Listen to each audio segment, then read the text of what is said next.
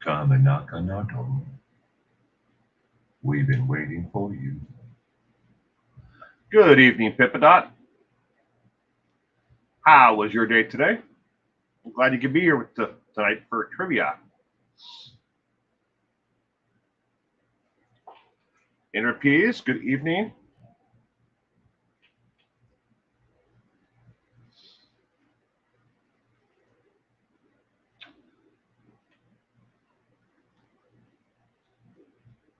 Good evening to you both. I hope you both had a wonderful day today.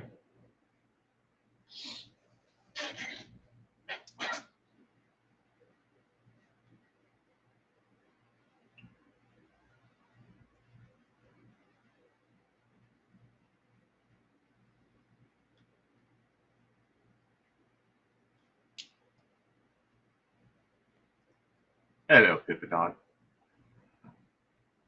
and Interpeas. Where are the rest of the people? You had a good day? There's Kitty Coo. Good evening, Kitty Coo. Welcome to tonight's trivia. I hope you had a wonderful day today. Thank you for joining us tonight.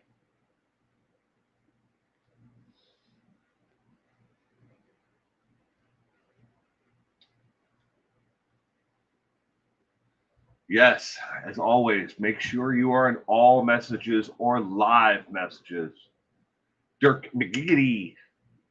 Good evening, Dirk McGiggity. McGiggity. Giggity.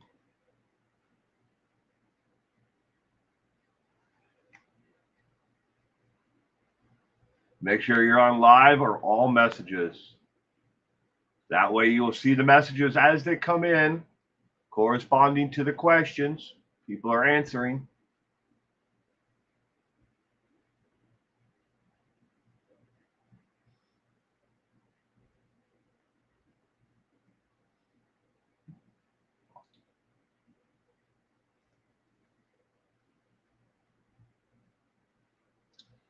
Bonnie, did you all have a nice holiday? Hitler then hates in Hades in Virginia. Hotter than Hades. I guess what you meant, hotter than Hades. Good evening, Bonnie, and welcome to tonight's trivia. It's been pretty hot here too. Uh, had a great 4th of July, relaxing. Had a lot of family over, barbecued, enjoyed the day. I hope you had a great day as well.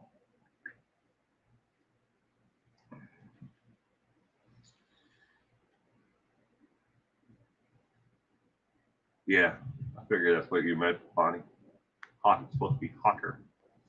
Sprinkled Donut. Good evening, Sprinkled Donut. Yeah, it's been but where I live, every single year, come the July and August, those are the two hottest months of the year. So we're routinely in the triple digits every day. Like today, it's 101 right now outside. Oh, but it's not uncommon to see daytime temperatures of 110, 112, somewhere in there. 7 o'clock in the morning, 80, 85 degrees for 7 a.m. But we live here by choice.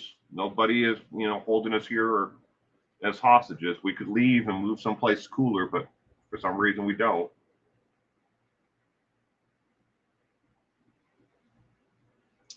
Another 30 seconds here and we'll get tonight's trivia going. To let everyone know, you will see a change in the way that the trivia questions are displayed tonight. This is just a rough draft. I have the next week, and it's a little more refined. And then the week after that, I'll be a little bit more refined after that. So you're going to see it's going to look different a little bit, but it's the same format, though. Question and answers possible, and stuff like that. But oh, it's humid there in Virginia. We don't have that too much humidity unless you get near the river. The humidity. It's like a stray hair. I don't know where. I think I got it. It's like just floated down and landed on me. I don't know where it came from. Probably a cat hair. It was only about that long.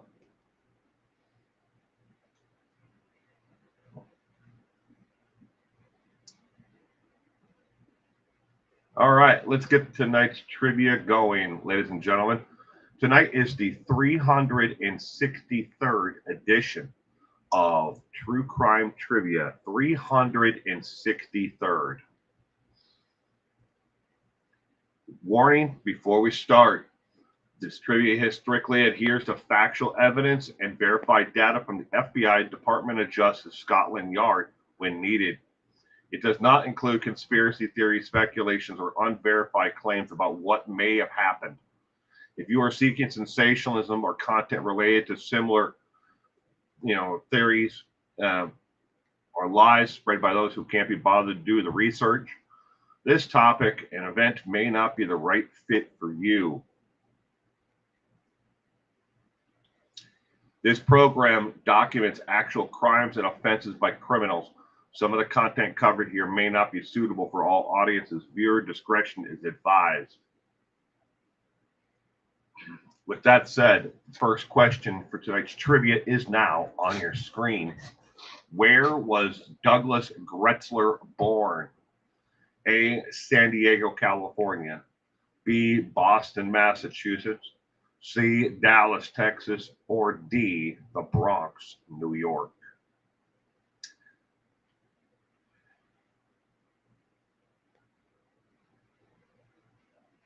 Never been to Virginia? I have. I've been to West Virginia quite a few times. My grandmother used to live in a town there called Hundred, West Virginia.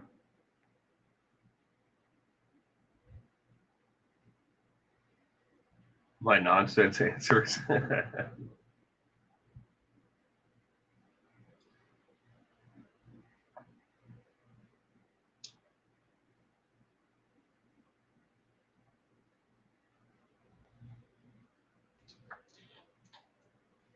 I get myself put my little myself in my little window here. There I am. Hello. Hello to everyone who's just joining us. This is a 100% guess on your part, Sprinkle Donut.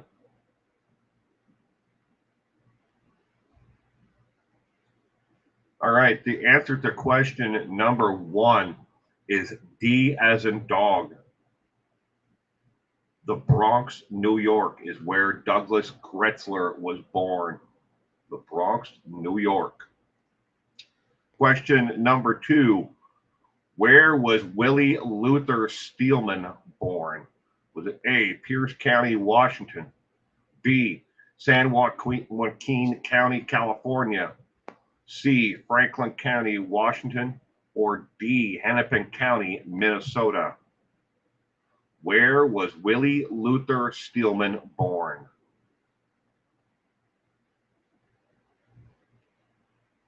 Boring, Oregon. That's where Zelda lives. Interpees. Zelda. That's her YouTube name. She lives in Boring, Oregon. That's an actual real place along the Columbia Gorge between Washington and Oregon. Bonnie's going with B. Excuse me. Sprinkle Donut going with D.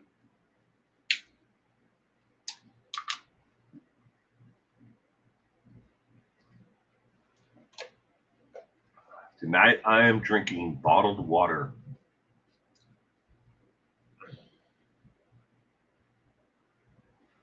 Thank you, Pippadot. Appreciate that. I'm glad you're here with us too.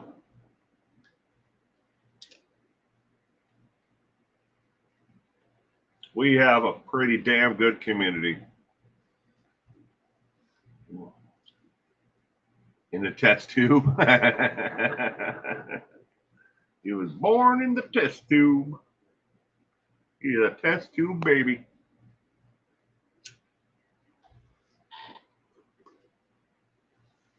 Lots of killers came from California, so pick it, says Bonnie.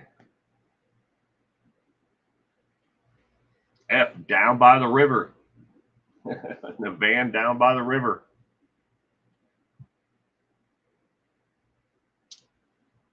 I have an actual picture, a meme of that. If you didn't see it, I posted it yesterday in the live stream. It's a fake picture, but it's still funny. A van down by the river. All right, question number 2. The correct answer is B, as in boy. He was born in San Joaquin County. According to everything that I was able to find online, that is as narrow, of a field we can nail it down to. That he was born in San Joaquin County. He was not born in a hospital. He was born at home with a midwife. His mother had a midwife. He was born at home.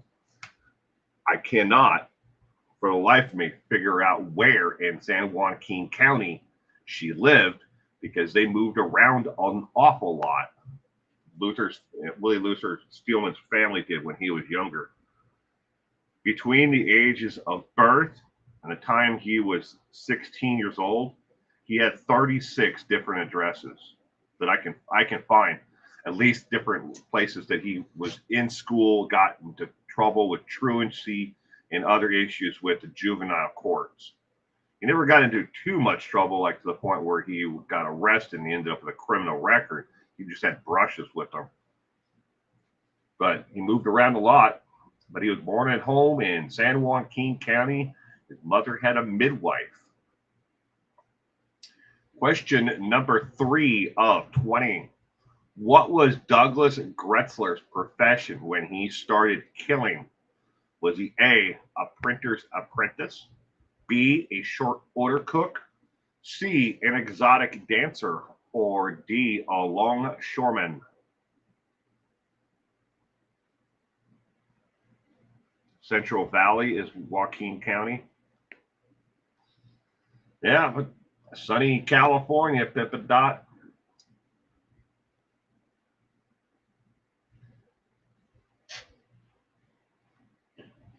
These are the pictures that you're going to see tonight of these two individuals that are on their Wikipedia pages. Obviously, they're their arrest pictures. And in Gretzler's case, there you can actually see the 11/10 of 73, and then I can't something California something county in California is the rest photo. F, mountain lion tamer, motivational speaker.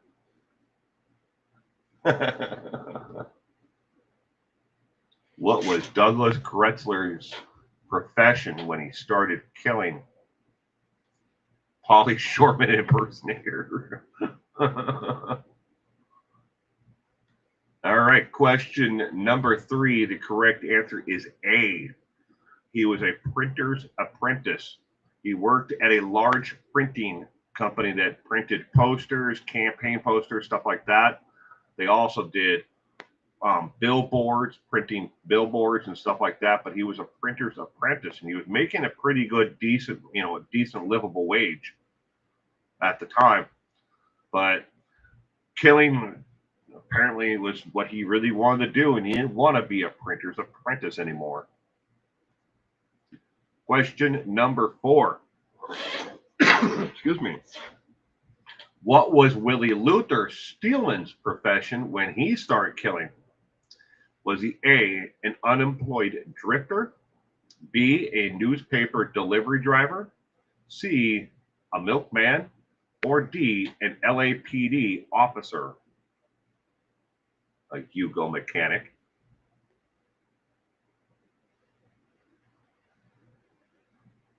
Looks like a hamburger cook.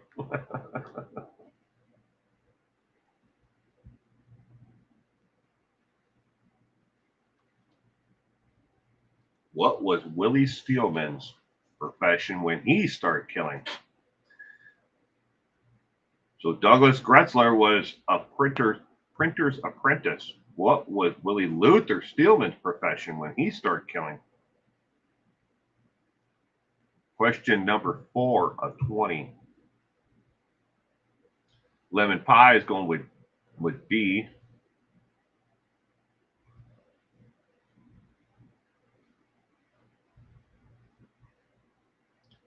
Personal assistant to the situation. Looks like A, but I'll go with B, says Kitty Coo. Question number 4. The correct answer is B as in boy. He was a newspaper delivery driver. He worked for the newspaper, picking up giant bundles and putting them into the truck and then driving them out to areas where newspaper delivery, boys and girls would then collect up their bundles. But he was the driver who drove them from the printer out in front of the publisher, the newspaper. But he was a newspaper delivery driver. What year did Gretzler and Steelman begin their murder spree? Was it A, 1968, B, 1969, C, 1973, or D, 1972? Question number 5 of 20. What year did Gretzler and Steelman begin their murder spree?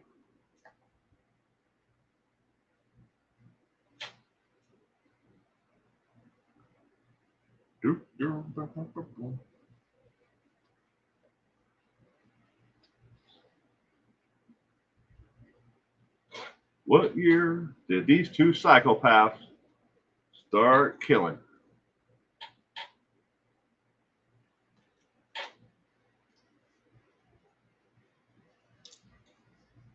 And that's what you see there in the picture is a snapshot from their Wikipedia page.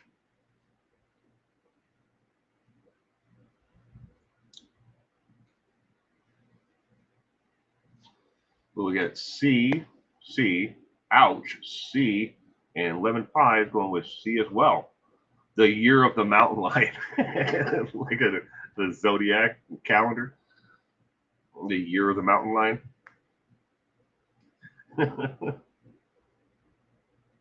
Question number 5 of 20.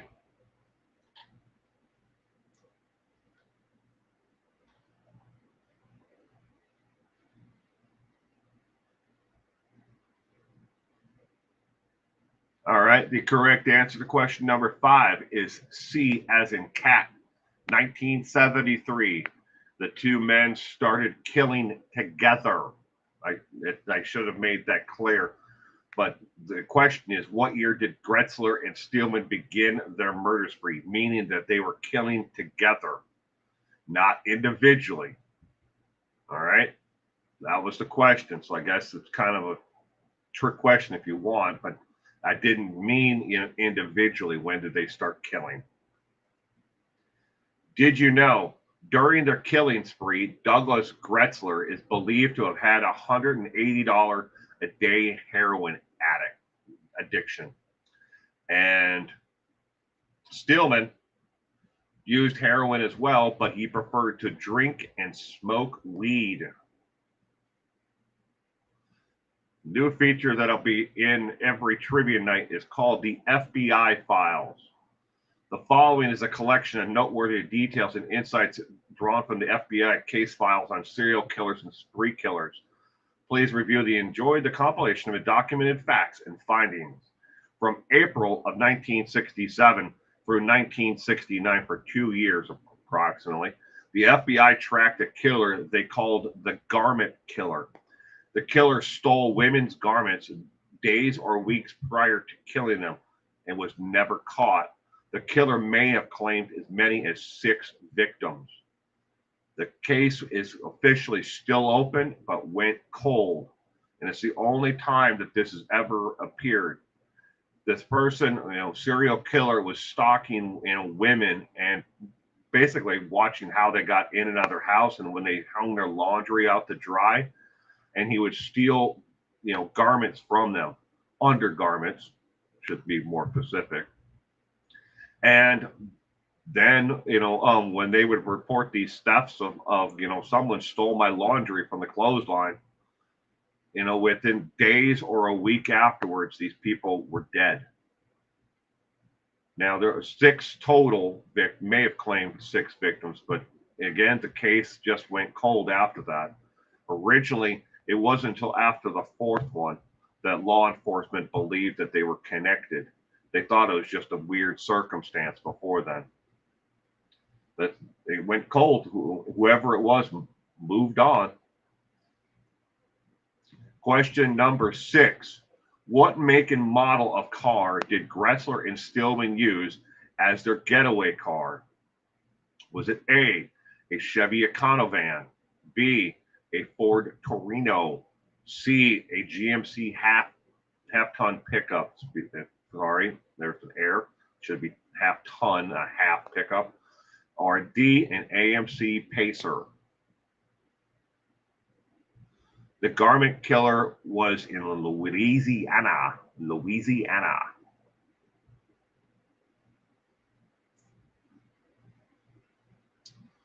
What make and model of car did Gretzler and Steelman use as their getaway car? Question number 6 of 20. Seclusion works. Good evening.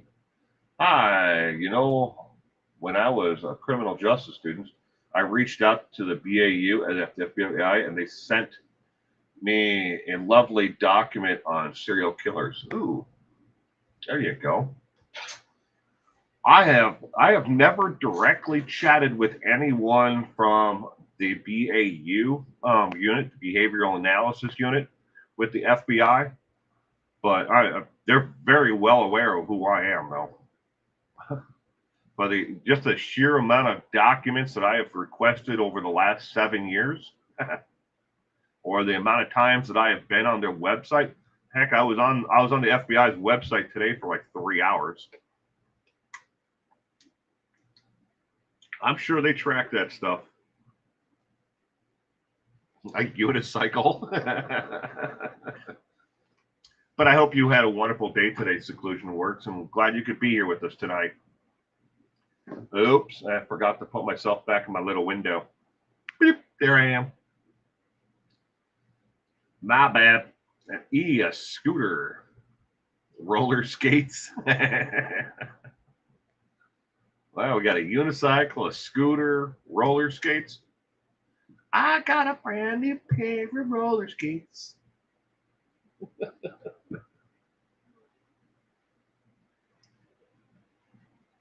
Question number 6. What make and model of car did they use as their getaway? They used, the correct answer is a B, a Ford Torino. It was a yellowish gold in color. Ford Torino. Just relaxing? Well, that's important. Relaxing is good. Question number 7. What state did Steelman and Gretzler commit their first double homicide? Was it A, Utah, B, Arizona, C, California, or D, New Mexico? You know that song, I got a brand new pair of roller skates? I saw the word roller skate and it just popped in my head. Now it's playing on loop for free.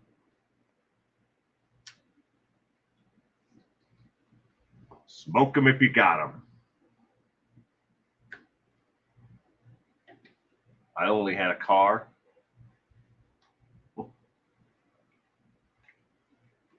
But was it a fast car? The Tracy Chapman fast car, then redone by Luke Combs with Tracy Chapman.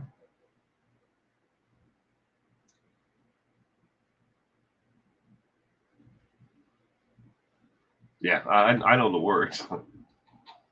I saw, I only got a car, and it reminded me of Fast Car by Tracy Chapman, redone by Luke Combs.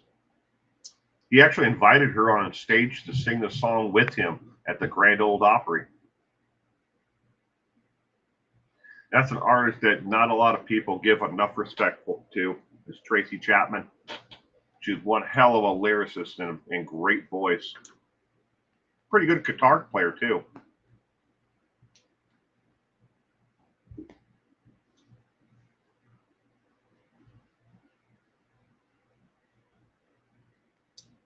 E, Canada, the 51st state.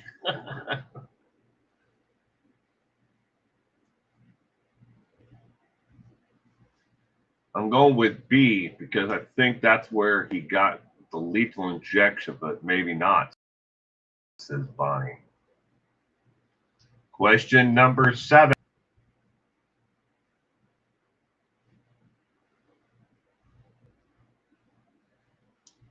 I know when it was, but not sure where.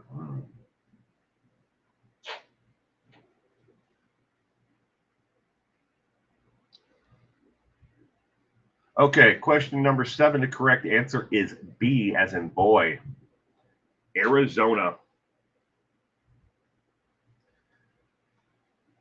Arizona. Question number 8. What unusual MO did Douglas Gretzler have that came back to haunt him later? Was it A, he tied people up with cords? B, he sexually assaulted every victim? C, he took lots of pictures? Or D, he kept countless notes of crimes? Question number 8 of 20. What unusual MO did Douglas Gretzler have that came back to haunt him later?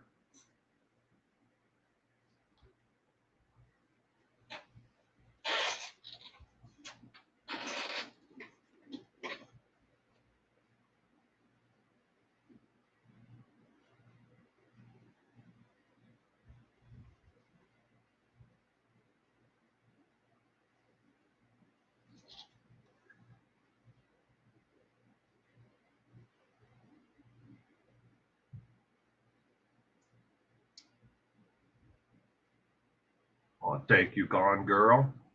Gone Girl gifted 10 memberships. Thank you very much. Welcome to the channel, to Bucky. I went flying by, sorry. Nary Quite Contrary.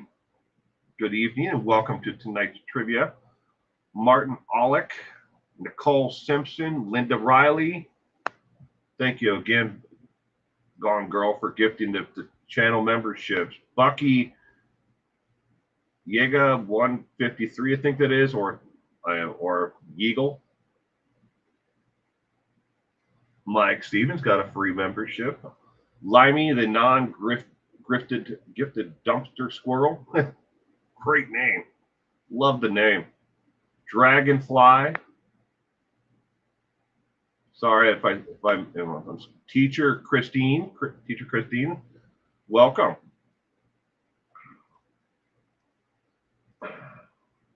Again, that was very nice of you to do that, Gone Girl. The Queckerbacks and Americans should have worried over. They will never accept it. This is rule bad enough that they're on truth in Ottawa.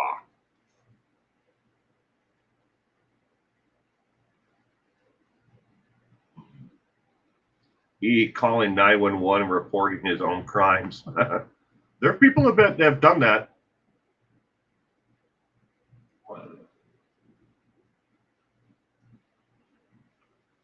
As an American, I don't want it either. It wouldn't make any sense. Now, he says things like that, like he's going to annex Greenland and Canada and make them the 51st state. He doesn't mean it. It's never going to happen. So I wouldn't put any weight behind it or worry about it. All right, question number 8. The correct answer is A. He tied people up with cords. In every single one of their home invasions and in their robberies and murders, Gretzler would go in and cut the cords off of like a television or a clock radio and use that cord to tie everyone up with.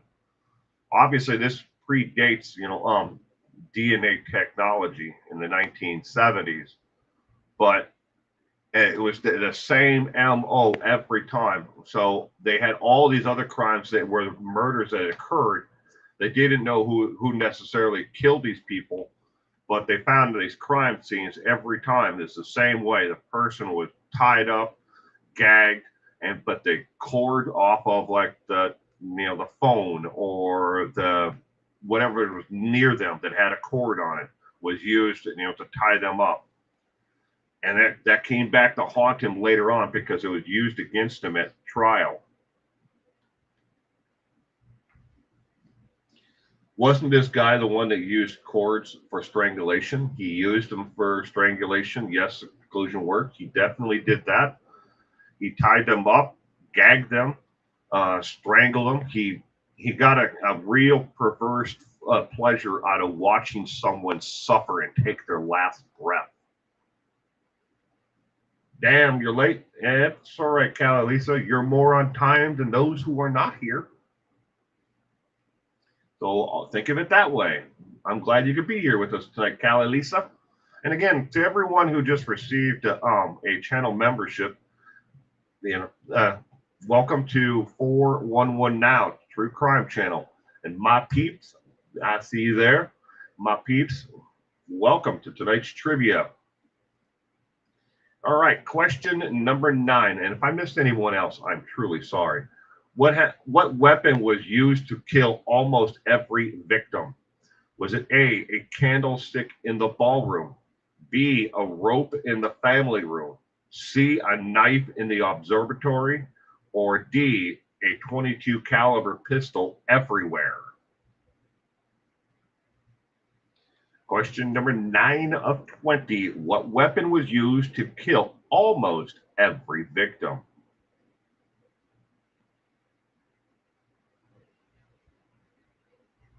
I am happy. I'm very happy that people are here with us tonight for trivia. I enjoy seeing new people here and all of our returning viewers. And there goes your pager. Darn it. You have a pager? Do you work in a hospital? My wife used to have one when she was on call all the time. Catholic guilt.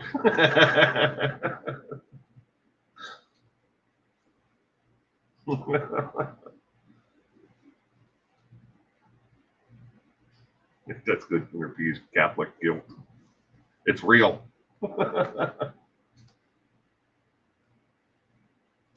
All right, question number 9. The correct answer is D as in dog, a .22 caliber pistol. As you see, all the questions are phrased like from a game of Clue. A candlestick in the ballroom, rope in the family room, knife in the observatory, or .22 caliber pistol everywhere. So Gretzler, and this is I'll give you a breakdown of part of their MO, the two of them, Gretzler and Steelman, when they would break into a house and find the individual that they wanted to kill. Usually they had watched the place for several days or ahead of time to know, look, there's going to be this much invaluables in there, because most of the actual murders were actual robberies on top of it. But they would get into the house. They would, control the individual any way that they could, get them onto the floor. And then Gretzler would use a knife that he had with him, that he carried on his side. He would cut the cords off of whatever it was nearby, a lamp cord, a clock radio cord, it doesn't matter, telephone cord, whatever. He would then tie them up while Steelman would, search for valuables in the house that they were going to steal. Gretzler would psychologically torture the individual, mainly, if these were almost all women, when it comes to their murders, and attacks were on single women. But he would psychologically torture them, and then he'd roll them over with their hands tied behind their back, and then he would choke them, and not killing them at first, just doing it to the point where they would not die, and sometimes he choked them. It's a little bit too long, and they would die, or they would draw their last breath, and he'd let go. He'd try to let go, bring them almost all the way to death, and then let them go. and then they would use the pistol and kill the individual. But there were some that were killed that weren't shot to death. They were choked to death, and there were a couple other that were beaten to death, because it wasn't just psychological torture, physical torture. Gretzler was a freaking maniac. Not that Steelman was a freaking Boy Scout. Don't get it wrong there. He was a sick, twisted asshole as well. But that is basically the MO of what they would do, and they would take the things from the home and that they wanted that they could get money for. Maybe it was a television, maybe it was jewelry, or whatever else they could get. It was never one type of item that they stole. Valuables, things that they could sell, pawn, hawk, take to someone who could turn it into cash for them quickly. Did you know Douglas Gretzler was in fact a sexual sadist? He got pleasure from not just the killing, he derived pleasure from the torture and suffering of others at his hands. Exactly what I was just talking about. Question number 10. What state were both Steelman and Gretzler extradited back from after being arrested? Was it A, New York, B, Florida, C, Colorado, or D, Oregon?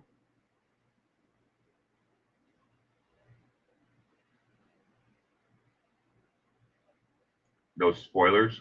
Lemon Pie says, don't worry, don't cry if these guys got the chair. Well, they're both dead. I can tell you that. They're both dead. They both died an awfully long time ago. The more you know. Do, do, do, do.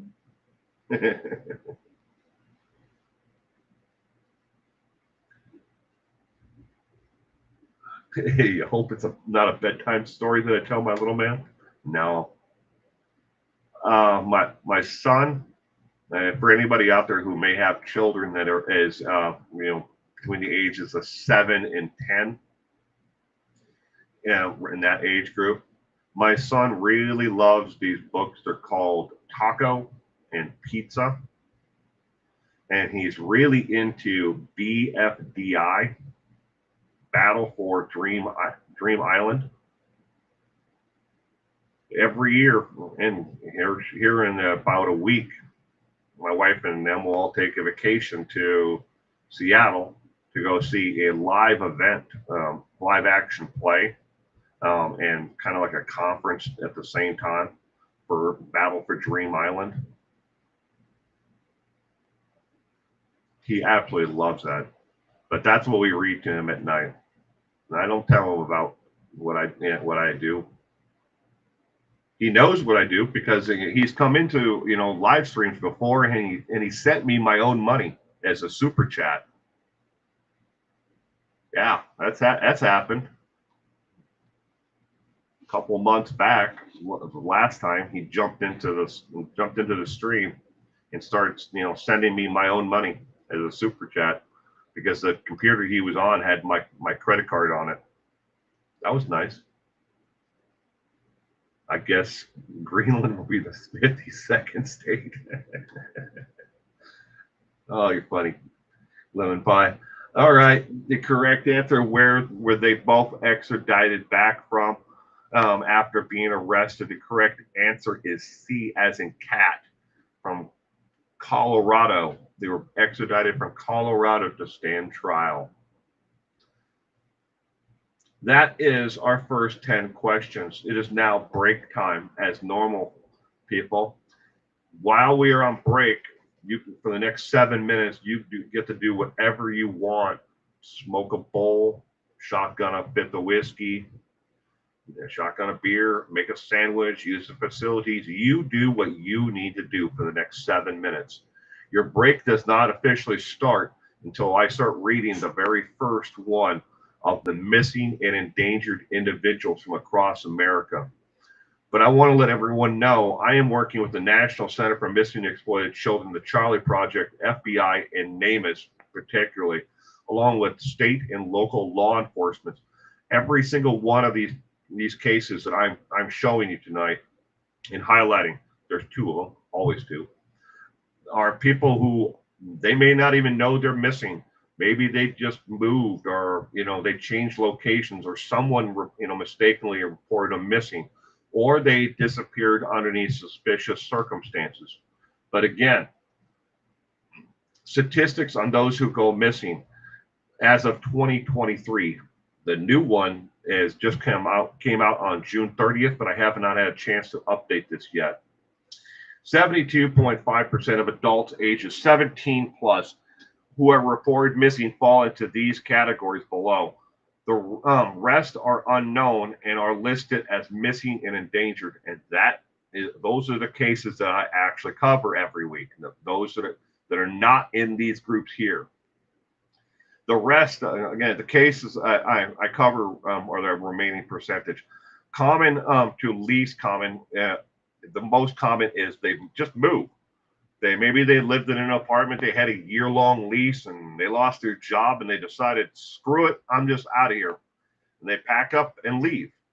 One night, I can't take the furniture out of here because people are going to notice me moving all my furniture. Screw it, leave the furniture. I'll just take my photo albums and my wallet and identification and leave, and move on to someplace else because they can't pay the other 9 months of the lease that they have. But they just move. And then someone's like, hey, what the hell happened to this person? They vanished. Well, they don't have a job anymore. So no one's gonna go there looking for them. Maybe they changed their name, they got married, or they illegally changed it. Then there's those who commit suicide, in different locations. Maybe they went out into the forest and did it, or they decided to throw themselves off a cliff along the Pacific coast, and have the ocean take their body away. Whatever it might be, but the remains haven't been found. Maybe they're avoiding an abusive relationship. That was the last time that he's going to put his hands on me, and they have to get out. Why leave a forwarding address in that situation? They just vanish on their own and on purpose. Or they're avoiding collectors. Yeah, a lot of people get into debt and they can't get out from underneath it. They're underwater, as they say, in that situation. So they just like, screw it, I'm out of here, goodbye, and they leave. I mean, they're not dead. They know they purposely left, and they left everything behind, or they took maybe the car that that they knew that they couldn't pay for anymore, and they left in that, and then they pop the VIN off it and shove it into a ditch someplace, and it's then found later on. And well, if there's the car when they've got the plates on it or whatever, or they're dead, they had a medical condition and they died, and they're listed as a Jane Doe or John Doe because they had no identification on them at the time. So that's how the vast majority, 72.5% of those 17 years of age or older as an adult disappears. Your break time does not start until I start reading the very first one, which is now. Your break for the next 7 minutes starts now. April Dawn Andrews is the first one tonight. She was age 15 when she vanished. She is now 34 years of age. This is a age and progressed photo of what she would look like approximately today. She is a Caucasian female. She was last seen at 11/18 of 2006. She vanished from Pea Ridge, Arkansas. She is 5'4", 100 to 115 pounds approximately when she disappeared at the age of 15. She could be heavier. She could be thinner today. Her eye color is blue with blonde hair. No known scars or tattoos, and no known medical conditions that would make her she's epileptic and fell into a ditch and nobody bothered to ever report her, or whatever, or she's diabetic and then she died because of that. No medical conditions. Again, April was last seen in Pea Ridge, Arkansas on November 18, 2006. She told her mother she was going to the Pea Ridge Church of the Nazareth to look at some clothes the church was giving away. She never returned and has never been heard from again. The church was just down the street from April's home at the King Lane Apartments. The picture on the top here is what she looked like in 2006. Again, the age enhanced one is the photo below. If you know anything about what happened to, April Dawn, you know, and what may have happened to her, please call the number 479-451-8220. You can remain anonymous at that number, or there's also some other links here. She was originally listed as a runaway, but has now been reclassified as of 2025 as investigators updated her case, and she is now officially a missing person and not a runaway. At the time of her disappearance, she had very few friends and was having problems with bullies at school. She also worried about being a financial burden to her family that had very, very little income, or resources to actually get a job or to, lift themselves up from the poverty level where they're at. There may have been unconfirmed sightings of her in Northwest Arkansas, Alabama, and Mississippi since she disappeared. You can also, again, if you don't want to call that number, 479-451-8220, you can click on missingkids.org or go to News 5, because one of the reporters with Channel 5 News in Arkansas is still covering this story and helping collate all of the tips that have come in. There is a very, very good chance that April is still alive to this very day and is living in the Northwest Arkansas area. There have been so many tips that, from 2006 all the way up to 2024 that she is still alive and living in the Northwest Arkansas area. But again, there's also been tips that have been called in of possible sightings of her in Alabama and in Mississippi. But again, look at the picture of her. If you're anywhere near the Northwest Arkansas, state line and anywhere in that area, okay? So take Arkansas and look towards the western part of it. Some of the tips that have come in take the picture that you see there and add long, straight brown hair. Hair that goes down, long, straight brown hair at about mid-level to the back. Add glasses to her as well. These are tips that people have called in and said, look, I've seen her. She worked at, or was at this place, and and she's in this area. And again, as of 2024, there are still been tips called in that she is alive and well and she's living in that area. Since April vanished, her father died before she vanished, but her mother is still very much alive and doing well as of June of 2025, when this case was updated last. But her mom is still out there. Her mom is still actively searching for her.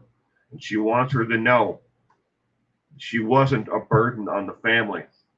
Yes, they were going through hard times, but she wasn't a burden, and she is very much missed and loved to this day. And they would just like to know that she's alive and well. So if you've seen April, again, you can call one of these numbers. Again, this is the second time that I've posted this story about April Dawn. And, just because there's so many people out there that are convinced that she is in the Northwest Arkansas area. And some of them have been in small little farming communities, and others have been medium-sized farming communities in that area.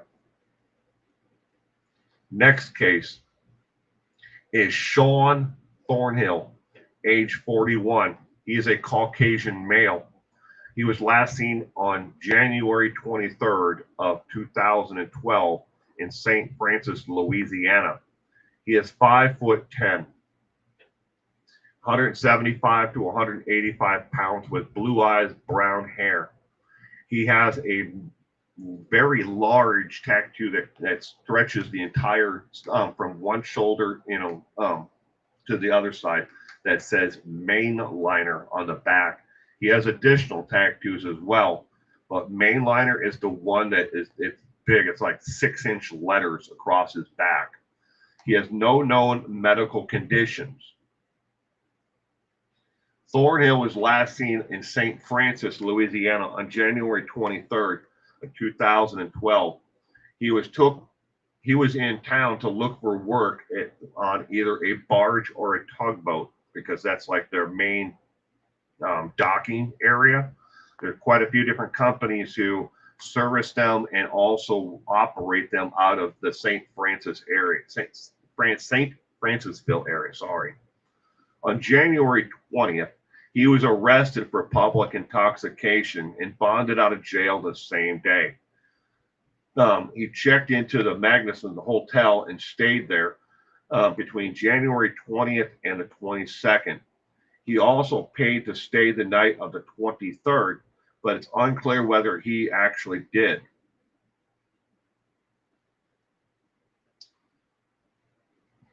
His disappearance, his GMC pickup truck, was found locked and abandoned on Kingston Highway in Adams County, Mississippi.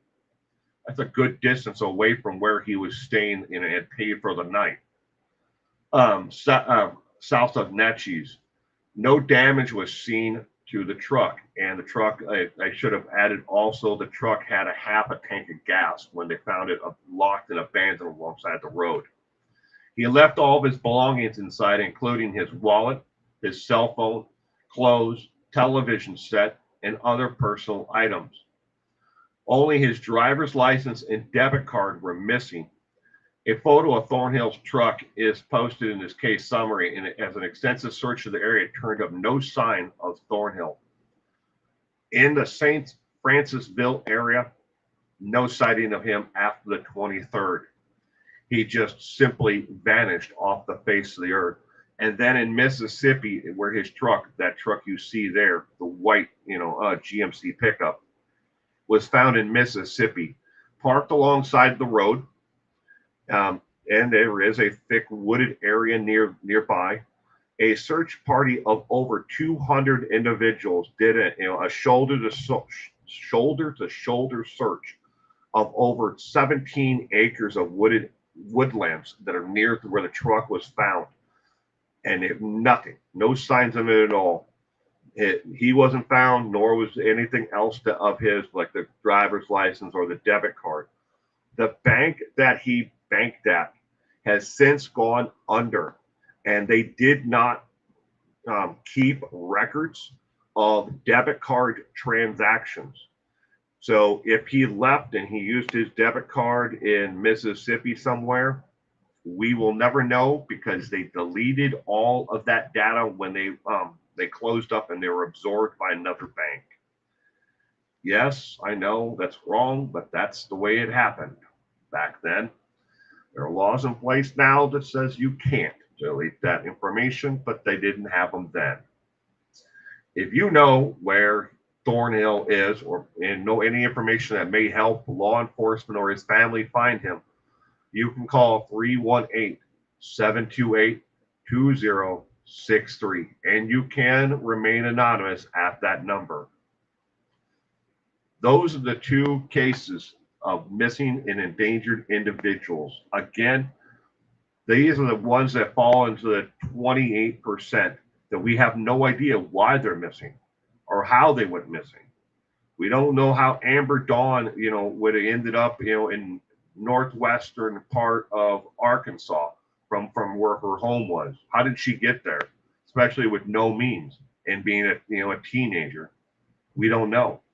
We don't know what happened to Thornhill. He was there. He had money in the bank.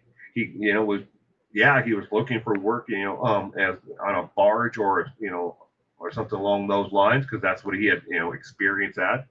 But he's just gone.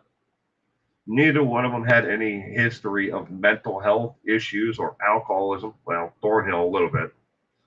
Yeah, I'm not 100% sure about the public intoxication charge that he had on the 20th, but we know he was in town there. Maybe he went out to hobnob with other people who work in that industry to hey, You work for this barge company. Let me buy you a drink, and it lasted longer. And he was walking, or at least he should have been. But you have exactly 30 seconds left of your break.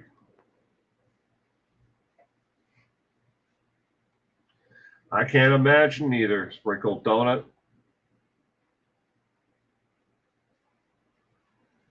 Yeah. The Candy Man. Bank with no records. Yep. Well,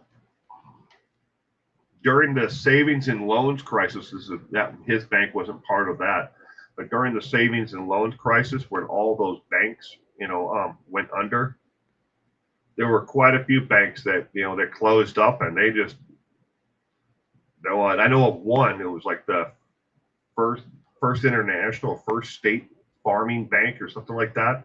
It was first state farming or something like that, some weird stupid name like that of a bank. The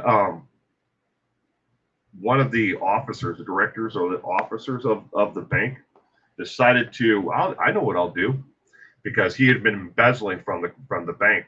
He just decided, I'll just burn all the damn records. But they caught him later.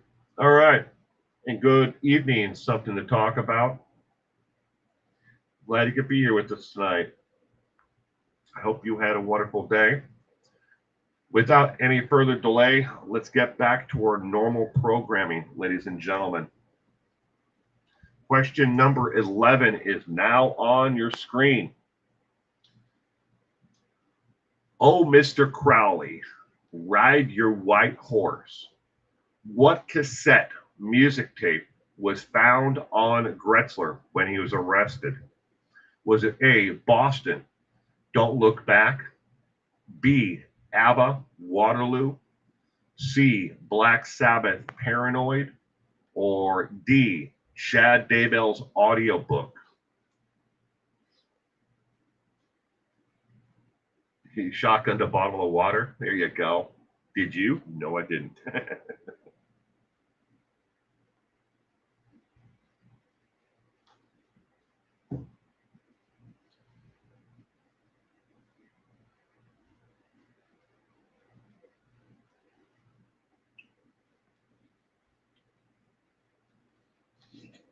Question number 11 of 20.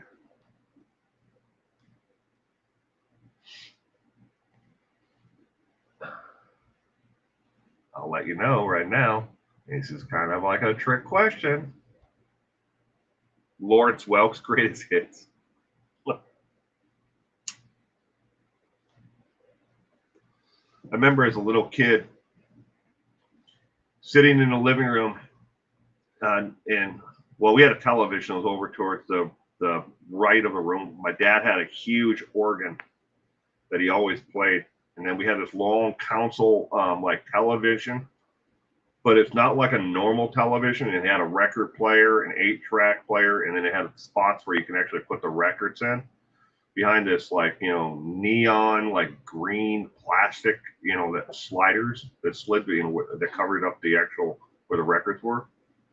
But my dad would come home every night, and we would sit at the entryway to the living room and wait for him to have his cup of coffee and just relax. And then he would open up one of those jars of like hot peppers, and he'd start eating hot peppers. And then he'd say, "All right, guys," and then we'd all rush into the living room to see Dad when he came home.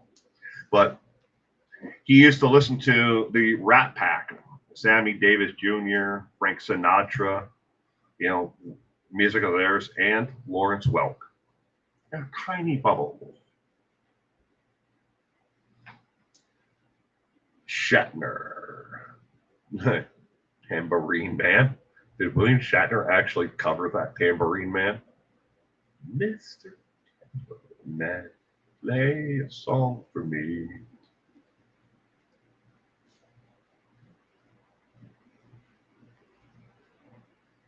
Dun,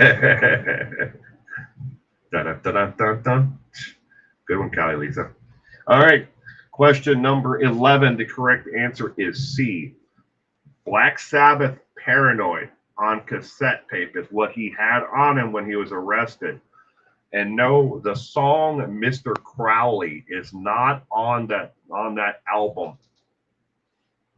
Every time I put it into Google, all it kept on giving me, for Mr. Crowley was the release of the single from Mr. Crowley. But I just said, screw it. I know Paranoid came out at about that time, and that's what was found in his pocket. But Mr. Crowley is not on the Paranoid album. And I have multiple copies of the Paranoid album. Question number 12. What non-murder crime did Steelman and Gretzler commit almost daily? Was it A, petty theft, B, DUI, C, the hard R word, or D, drug sales? You watched the Lawrence Welk show with your mom and dad? A tiny bubble, and a 1 and a 2,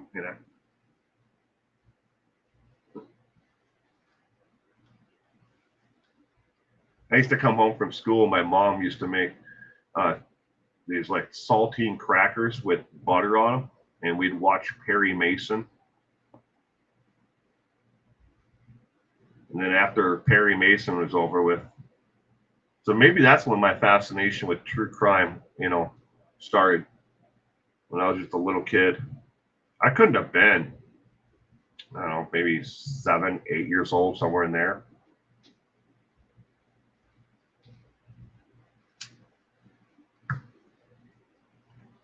But saltine crackers with butter.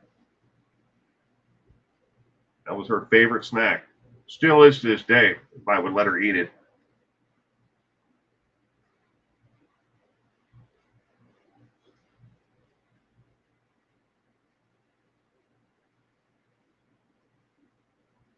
Question number 12 of 20. William Shatner makes you laugh.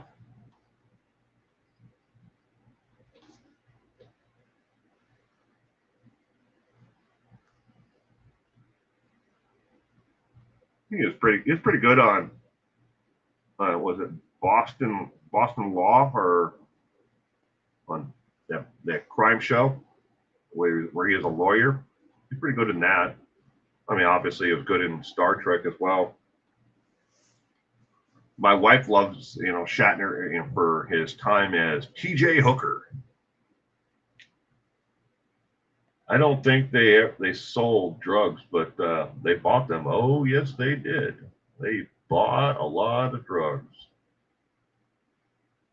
The unexplained. All right, question number 12. The correct answer is A. A as in apple. Every single day, they had to steal things to continue to feed their drug habits.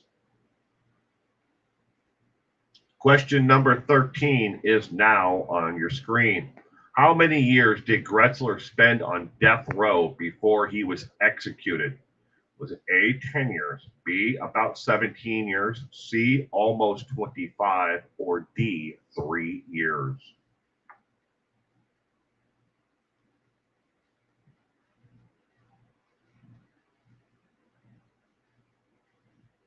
I'm on my phone. 3 lines hit that.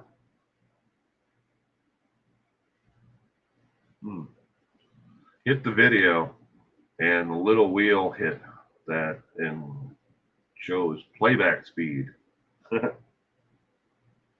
Question number 13 of 20. How many years did Gretzler spend on death row? 144,000.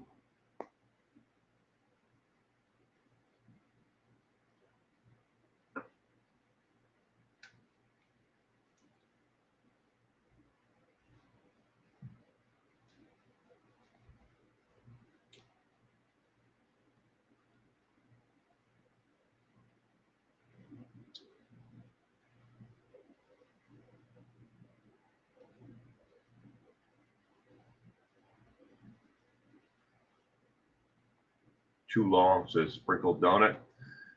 All right, the correct answer to question number 13 is C as in cat. He spent almost 25 years on death row, filing petitions, appeals over and over again, and lasted on death row for almost 25 years before he was executed. Question number 14. How did Willie Steelman die? Was it A, executed, B, killed by an inmate, C, suicide, or D, liver failure, cirrhosis?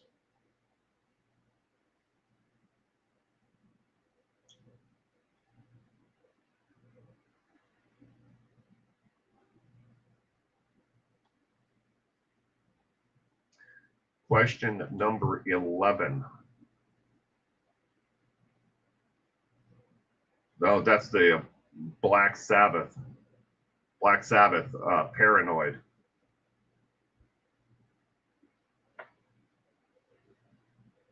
I believe.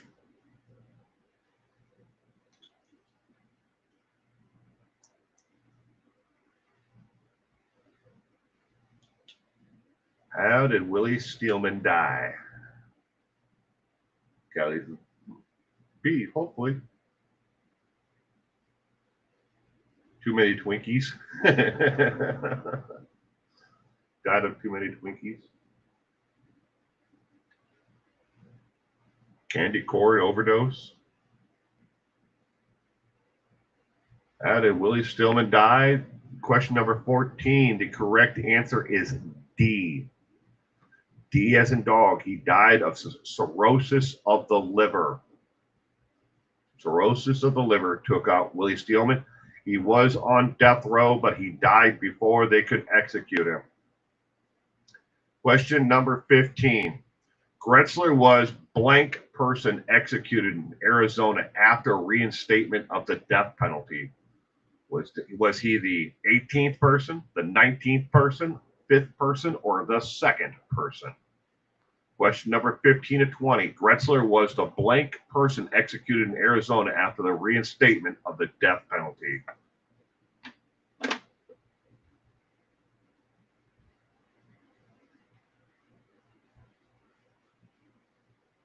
Choked on a root beer barrel. Ooh, I love those little candies. We used to have a lady in our beekeeper society. She used to make them with local honey. They're really good. She used to make the root beer ones, and she used to make vanilla ones. But she had the same molds, so they looked like little root beers, like the barrel.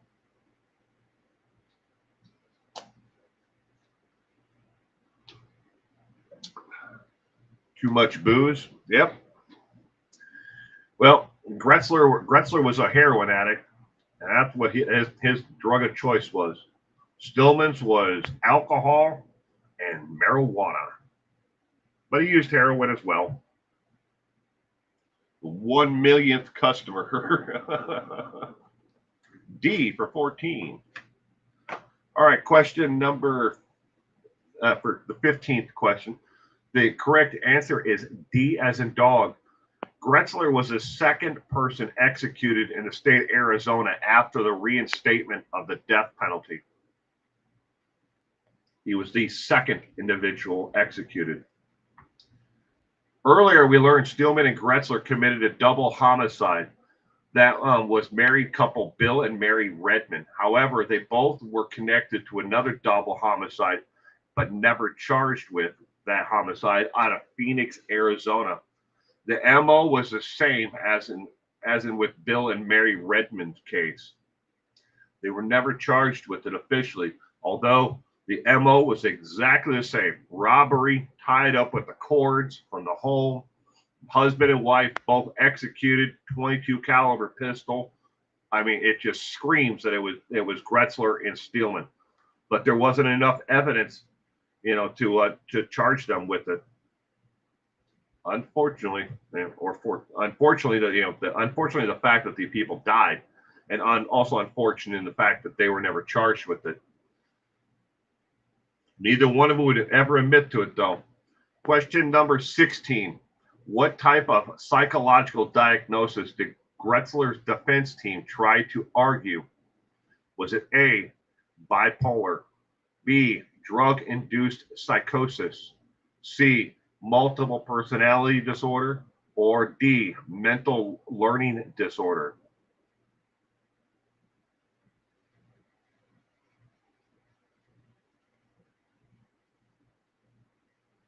Question number 16.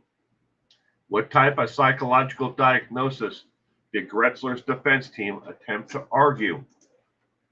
Obviously, they were arguing this during the trial, where it didn't work because he was sentenced to death.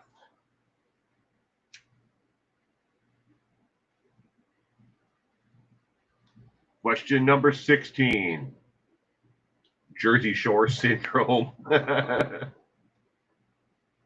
he suffered from situation delirium. Situation delirium.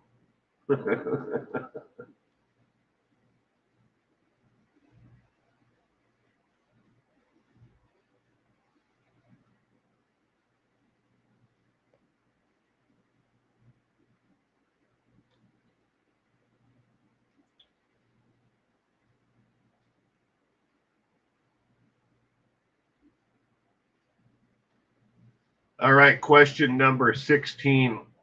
The correct answer is B as in boy, drug-induced psychosis. His lead attorney wanted to argue and tried very hard, and brought in a lot of specialists into the case to testify that Gretzler's long-term heroin addiction was the reason why he did not know right from wrong for all of the murders that he had committed, all the crimes that he had committed, that he had a drug-induced psychosis that was going on with him at that time. Question number 17. What book has the most accurate accounting of Steelman and Gretzler's trials? Was it A, Where Sadness Breathes, B, TikTok, Shut Your Eyes, C, Days of Fury, or D, Good Night, Baby?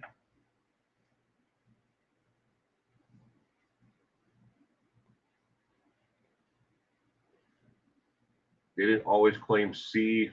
Are you talking about the previous question, Bonnie? Multiple personality disorder? So that one? They claimed that it was a drug-induced psychosis. That was his defense.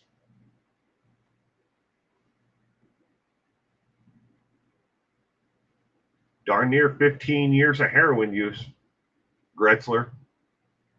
Almost 15 years. Even though Gretzler was, a sexual sadist and got pleasure from torturing people just as much as he enjoyed watching them die and take their last breath, he also, he was a very violent individual, and whenever he needed his, to get his, money to get his fix, he became more and more violent.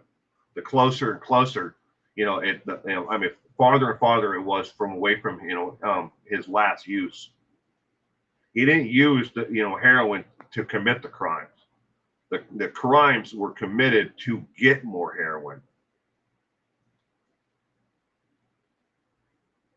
The Hillside Strangler, multiple personality.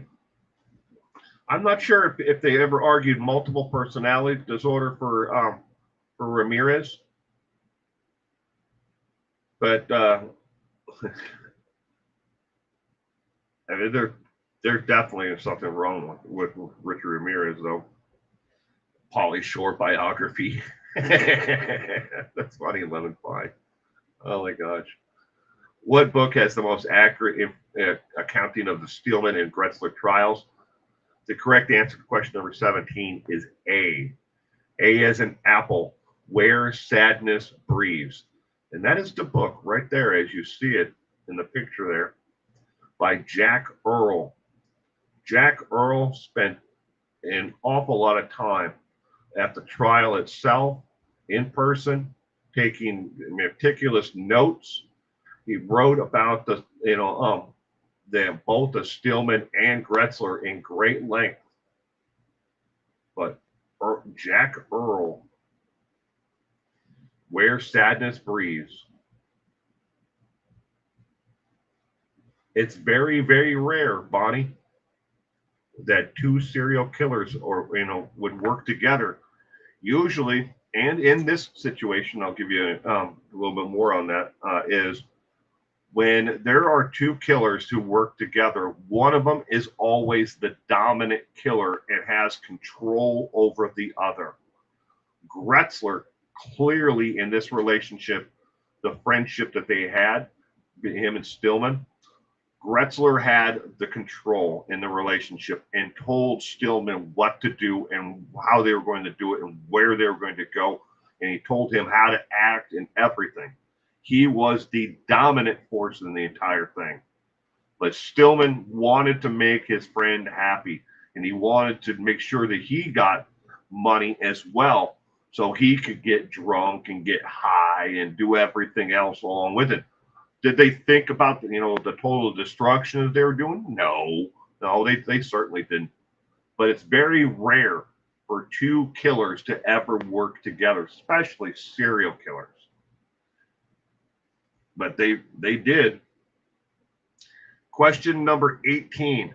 How old was Gretzler and Steelman when they died? How old were they, the two of them?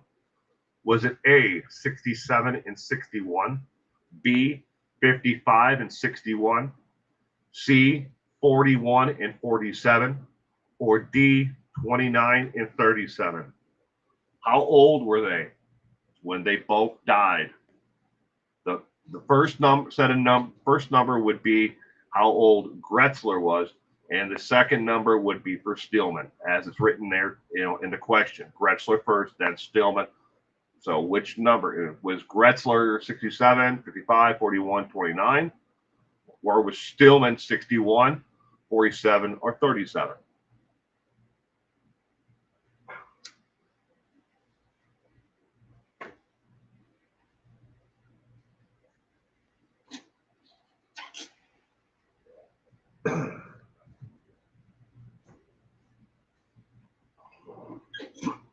Excuse me. We got a lot of B's. C. Kitty Key's going with C.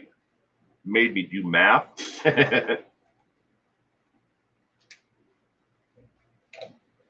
Question number 18. The correct answer is C, as in cat.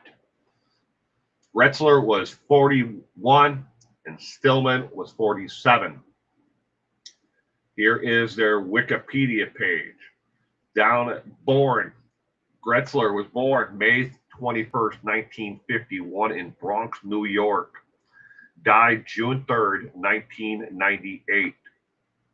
Stillman was born in San Juan County, California. Died August 7th, 1986 at the age of 81. 41 and 47. Both of them lived far too long at that point. Question number 19. Steelman and Gretzler promised they wouldn't hurt Bill and Mary Redmond if they did what?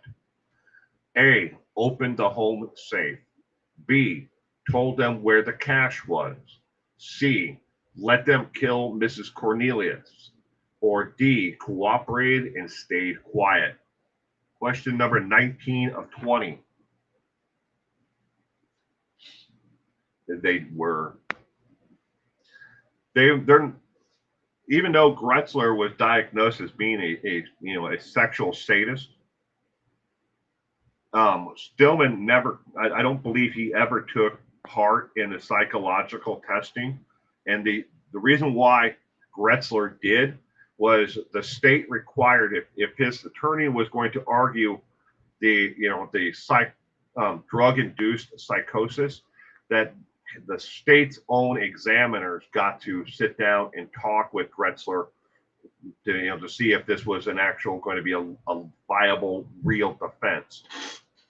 So that is the only reason why he ever sat down and talked with, an actual psychologist or psychotherapist. I do not know exactly what the person that they sat down with, who it was, or what their degree was in, or total profession psychology, obviously. Dominant but younger. Yep. But don't think that Stillman was a little Boy Scout. He was just as awful of an individual as Gretzler was. D could be A, asking for cash back then. Change the channel away from the view.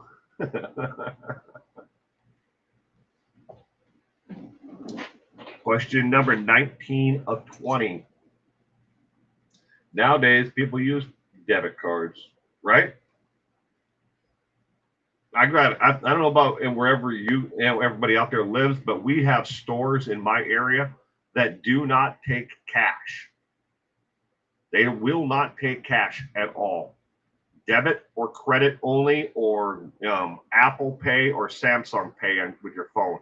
Those are your only options in these stores, and they're not owned by the same people. One's a convenience store, like a little mom and pop store, and it's in a real shitty neighborhood, and I can understand why they don't want to take cash in that neighborhood. But the other one is like I don't know what you call it, more of a knick-knack kind of shop, but they don't take cash. They have giant signs on the door, no cash. Used to think that was against the law. Apparently, it's up to the individual business owner.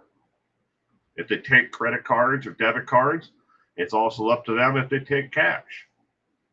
They don't have to. I thought cash was good for all debts, public or private. But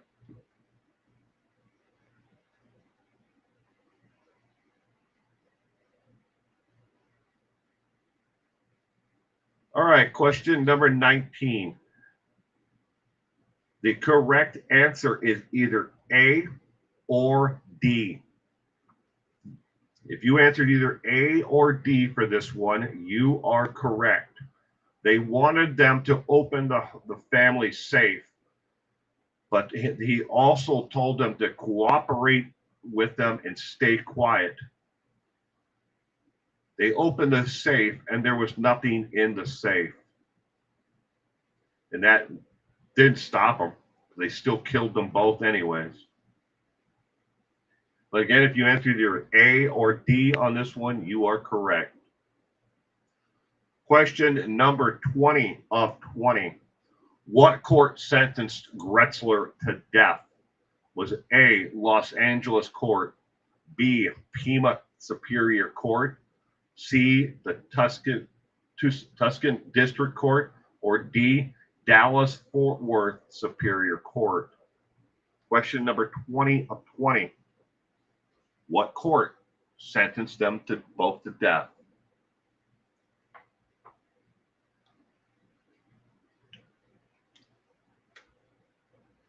The convenience store, Bonnie, that I was talking about that does not take cash. You walk into like a little lobby area. You don't even get to go and shop for things off the shelves. Everything is behind plexiglass, bulletproof glass. You walk in and they have like one of these like rotunda things that's in the store. You say, I need a loaf of bread. They put the loaf of bread in there. After you tap, they bring it up, you pay for it, and then the little thing just turns. It goes whoop, and then it only goes halfway, and your loaf of bread is in it. It's all see-through plexiglass, but it's in a really, really, really awful area. But you can't pick up anything off the shelves. It's all behind plexiglass. They used to have a gas pump. The gas pump, there was like 2 gas pumps, but both of the gas pumps they've taken out. I drive by it every once in a while when we go to drop off donations, at the women's shelter and the men's shelter. Kind of one of those areas in town. It's like you go in and you get right the heck back out if you want to stay alive. It's not a great part of town. It's not in the town that I live in. It's the town over from me. Do you run your card first? Yes. They ring it up. They ring it up, and it will not. It physically will not. The little turnstile thing won't move until it's the thing is cleared and says it's paid. They put the loaf of bread in there. Say like you're buying a loaf of bread or a bag of Doritos or whatever the hell it is, cigarettes or whatever. And it tells you right there. The clerk is on the other side of it. He can't even make the thing physically turn. As soon as the person pays, then the little plexiglass like circle thing goes, and then you just reach over and grab it. It's right there. But he can't even physically make the thing turn if he wanted to. I always wondered how the hell do they get in and out of that place at night, or do they all live back there behind the counter? I don't know. I mean, obviously there's doors to the place. Somebody's got to stock the shelves and, supplies. How do they do all that? Cal and Lisa, I don't even carry a wallet. I just have this little leather thing that holds my driver's license and a couple of credit cards. I have a wallet. I can't even close it. That's how thick that sucker is. Yeah. Can't even close it.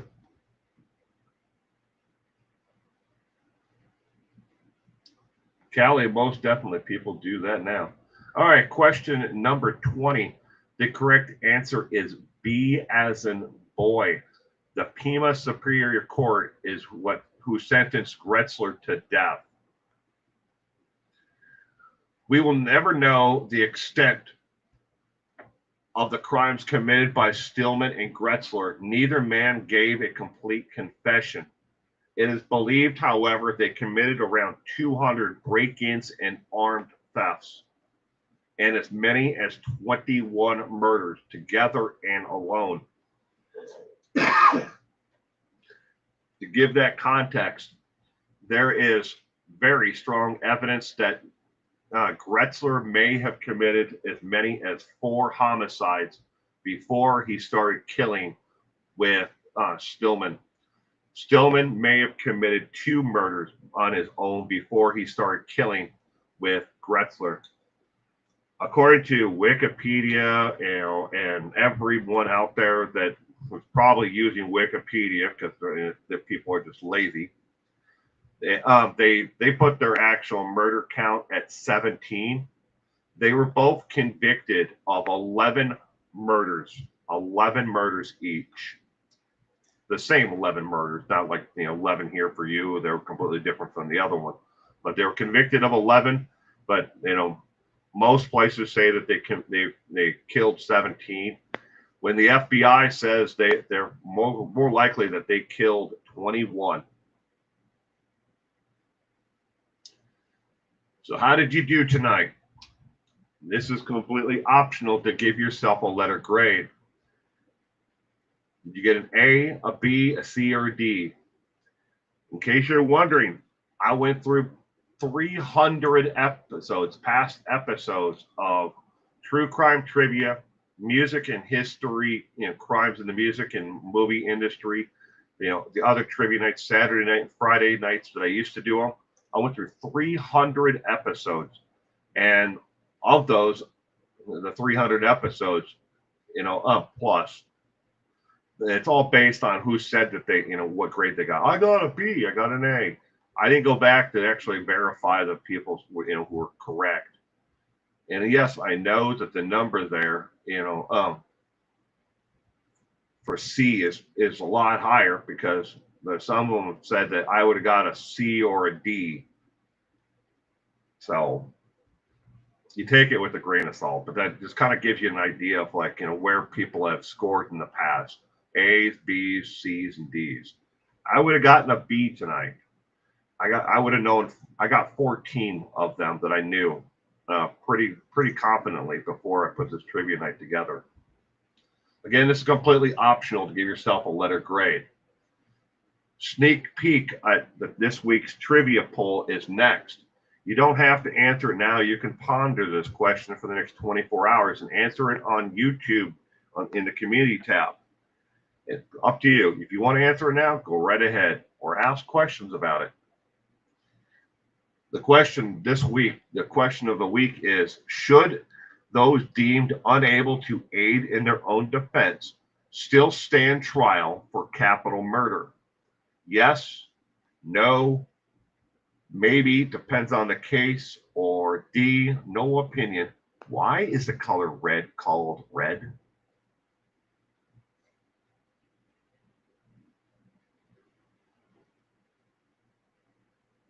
Why don't you just quit to not smoking, kitty coo? I pay $6 in my Kentucky. I switched to generic brand because the prices are ridiculous. $6? Y'all need to move to Washington State. A pack of Marlboros here in my state will set you back about $11, $11.25 for a pack.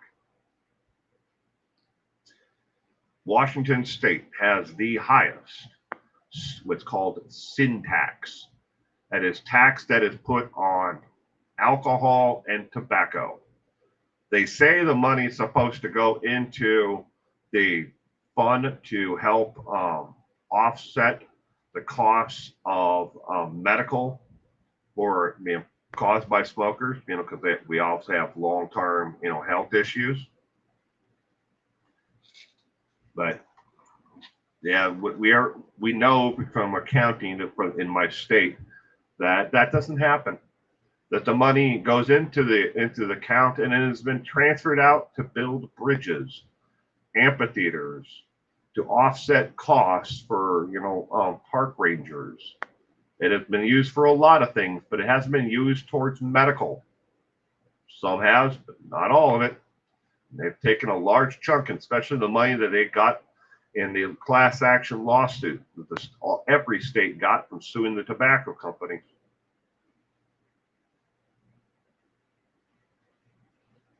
You can do it, kitty cute. Both of my parents did it, but unfortunately not until they were diagnosed with lung cancer. And I'm truly sorry about that, Callie Lisa. I don't want to sound, harsh here, but I started smoking myself. This is my own true story in life. I started smoking cigarettes when I was a teenager. I quit for 8.5 years while I was in the service. I'd never had a cigarette while I was in the service. Well, okay, I had the day of graduation from boot camp. I had a cigarette in a long neck bottle of Budweiser, but I'm not sure which one messed me up more, the long neck bottle of Budweiser or that cigarette after going through boot camp. But that was the only cigarette I ever had, in the 8.5 years. But I gave it up. And then after I got out of the service, I picked up smoking right all again. In my 50 plus years of being on this earth, I know more people who have died of cancer not connected to cigarettes at all: breast cancer, ovarian cancer, pancreatic cancer, and these people never smoked. I know more people that have died from car accidents and other tragic events in life, shot and killed in a grocery store. And here I am today. And a vast majority of those people that I just mentioned who died of cancers and stuff, who never smoked, never even made it to their 40th birthday. And I know that every damn cigarette that I smoke is one more nail in my coffin. And same thing for every other smoker out there knows the same thing too. If people, if you quit, great. So you might be wondering, what is next week's trivia subject now that I went on my little rant there? Next week's trivia subject is John Wayne Gacy. Lesser known facts about the man, his crimes, and his earlier life when he was younger. John Wayne Gacy is next week's trivia subject. Sprinkle Donut, your ex-husband had throat cancer and never smoked a day in his life. That sucks.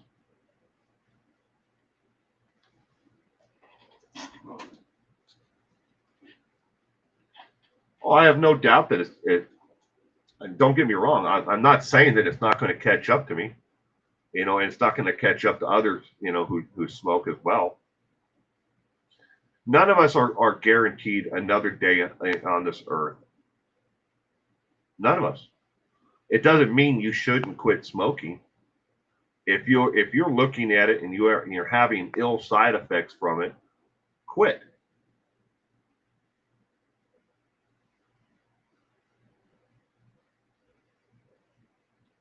Oh my God, I was studying him again, that freak, John Wayne Gacy.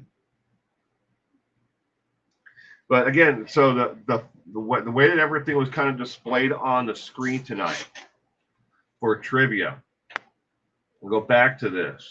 So they're gonna be flying by here pretty quick. I'm going all the way back to number 1 here. All right.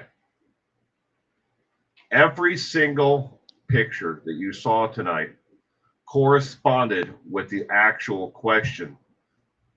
That right there for question number 6, that is a Torino, a 1973 Torino in the picture. He tied people up with cords. That is a giant pile of cords. 22 caliber pistol refers to the actual correct answer. For the first 4 or 5 years of, at least the last 4 or 5 years, the picture has not always represented the correct answer. Well, that ends now. Now, if you get stumped on a question, like question number 9 here, the picture itself is in a reference to the correct answer. Well, it wasn't. I don't know if they killed every victim with a candlestick or, well, maybe a rope, a knife. That could possibly be it. A 22 caliber pistol. Why is there a picture of a pistol here? Well, the picture now represents, or is connected to the right answer. And before that, the picture when I'm talking about Gretzler, it was a picture of Gretzler. Stillman.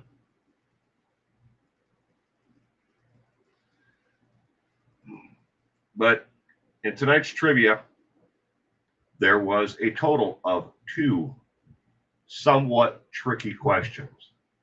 Question number 11 and question number 6 were meant to be somewhat tricky or, deceiving, to try to, lure you in a different direction away from the right answer.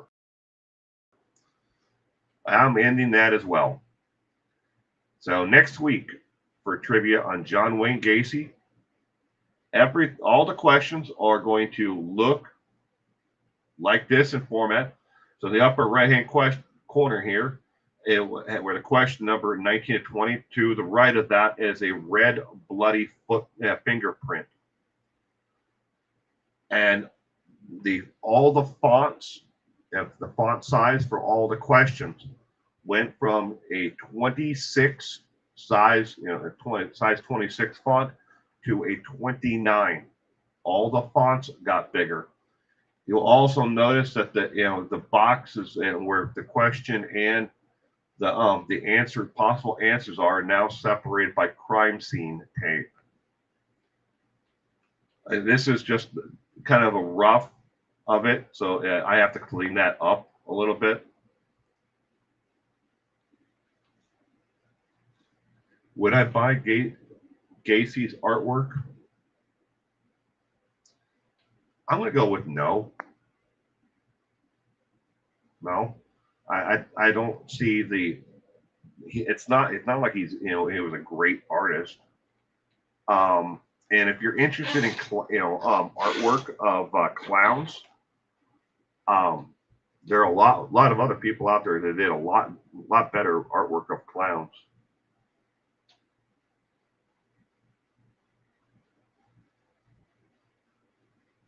Thank you. But so what I'm doing, and what I'm basically it boils down to is I'm trying to make, after going through the 300, different, the last 300, trivia nights, and trying to come up with a total for how people have been answering. I noticed a lot of people start trivia, and I don't know if this is because the questions were too hard or if I'm just boring as hell. But a lot of people leave right at about question number 13, 14. If they start off and they're in the chat and they're engaged, they'll stick around to the end. But there's a lot of people who are constantly here.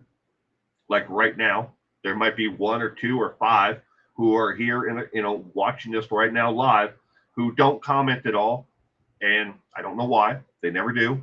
And or maybe it's the first time they stumbled upon it and they're like, I don't have really anything to say. And they will leave when earlier, or maybe they just want to check it out and see what this is all about. Now that was interesting, and then they're gone.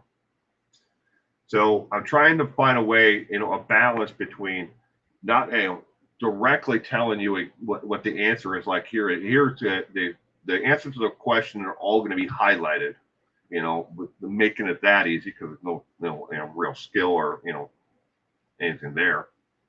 I'm trying to find a balance between doing that and making the questions and everything a lot more enjoyable, I guess. I don't know. Depidot, you don't find me boring, and I thank you for everybody who doesn't find me boring. I put an awful lot of work into doing every one of these trivia nights, and I hope that other people enjoy them. I really do. But I'm going to do them either way. If no one shows up for trivia night, I'm still going to do it because I enjoy the hell out of it. I really do. But I do thank everyone who does support this content, in this channel, who is here each and every week.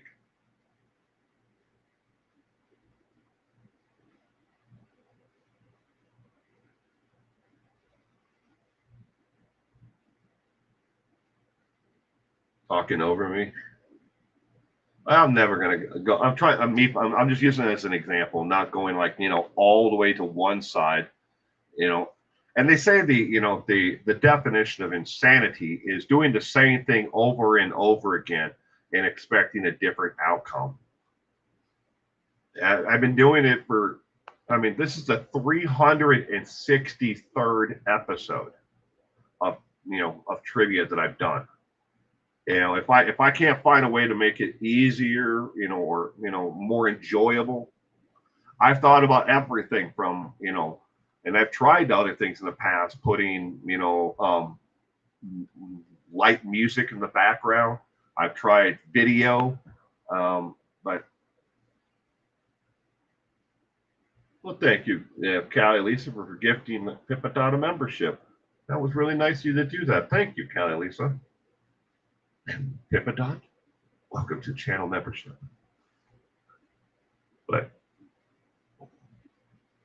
well, with that said, ladies and gentlemen, I'm going to wrap up tonight's trivia. Again, next week is John Wayne Gacy. If you're not familiar with that sicko,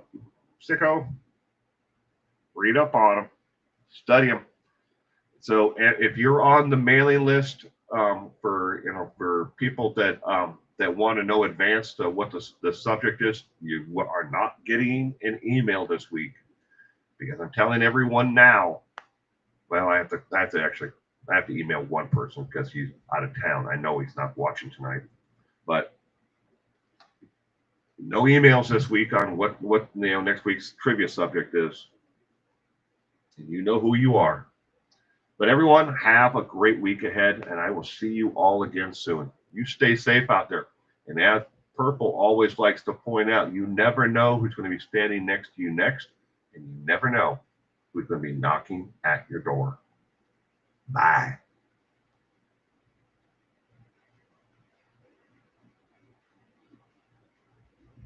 That's not going to happen, me.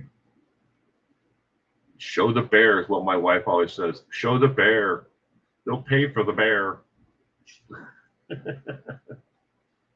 Have a great week, me and everyone.